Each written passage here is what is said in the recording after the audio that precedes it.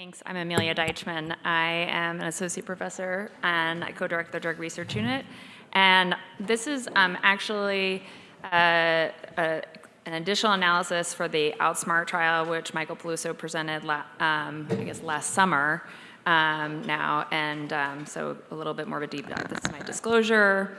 So the Outsmart LC trial was the first monoclonal antibody study for people with long COVID. And this was a two-arm placebo-controlled trial of 36 individuals randomized 2-to-1 receiving a single dose of AER002 or placebo. And there was a battery of follow-up because this is a very focused mechanistic study. And the primary endpoint was improvement in the PROMIS 29 score at the 90 days post-infusion. But there was also, smorgasbord of other things that were monitored. Sorry about the blurriness here. The slides didn't transfer super well. But the overall baseline characteristics from this study were the groups were overall very similar, and the time you see the time since infection is very similar, and the symptoms were well characterized as well. I'm not going through all of them here, but the groups overall were similar. The top-line results that were presented during the summer found that there was no significant differences in the improvement in the PROMIS 29 score, and here you see the scores over time during the trial. Now, there's a lot of variation here, and I basically live for this, so I have spent the last, 6 months or so pulling this apart, and so I'm going to go through some of what we found. So David Walt's group, Zoe Swank and his group did this beautiful antibody levels via Simoa for the baseline, so pre any intervention. And what we found was that except for the anti-N or anti-nucleocapsid baseline antibody levels, there were significantly higher antibody levels at baseline for the people in the placebo group compared to the AER. And then it was non-significant, but just borderline significant for the anti-RBD. So we wanted to compare this not just for the PROMIS 29 score, but also thinking about if people were just saying, that they were feeling better. So we looked at this patient global impression of change scale at 3 and 6 months. So if people said that they were feeling moderately better or a slight but noticeable change, we characterized that as a response. So we made it a yes or no dichotomous outcome.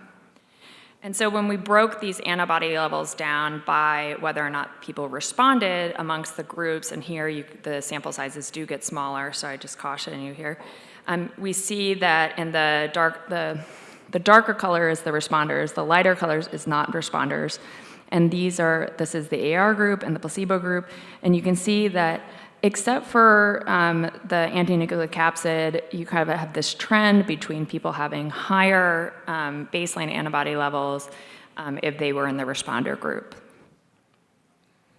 And so I'm a clinical pharmacologist, so we developed an LC-MS-based method, not an ELISA method, to characterize a specific AER002 peptide, so we know that we're characterizing the actual antibody intervention that was given, not some other endogenous antibody that may be around and that may differ across people. And so we developed this assay so we could measure the pharmacokinetics of this AER002, and you can see there was quite a bit of variability between these individuals. But for this analysis, we calculated the area under the concentration time curve for each participant to get the results that I'll show next. So Danny and my group led this analysis to kind of look across the different antibody exposures and the predicted probability of response based on this scale. And so we did a logistic regression with multiple variables, including the antibody exposure, as well as whether or not they were above or below the median baseline anti-S, anti-RBD, anti-N, and anti-S1 antibody levels. And what we found was that the people in the high group didn't really have a significant exposure-response relationship, but the people that had low baseline antibodies, they did have a significant exposure-response relationship. So people in the lower antibody baseline group basically stood to benefit more from higher exposures of AER. And this is what we expect to see when we do these studies and look at PK and dose ranging studies as well. And sorry, this got cut off. And we did this across the other measures. So, oops. So here's anti-S1, anti-RBD. They were also consistently, anti-S was borderline significant for this interaction. Anti-RBD was significant, and then anti-N, we did not have a significant relationship between these. And I also want to note that of the folks in the placebo group, so 0 AER exposure, there was nobody in the low baseline group that was a responder for any of these, so except for anti-N. So how does this inform the next long COVID monoclonal antibody study? Because their top-line results said no difference, which can be very disheartening to people in the room.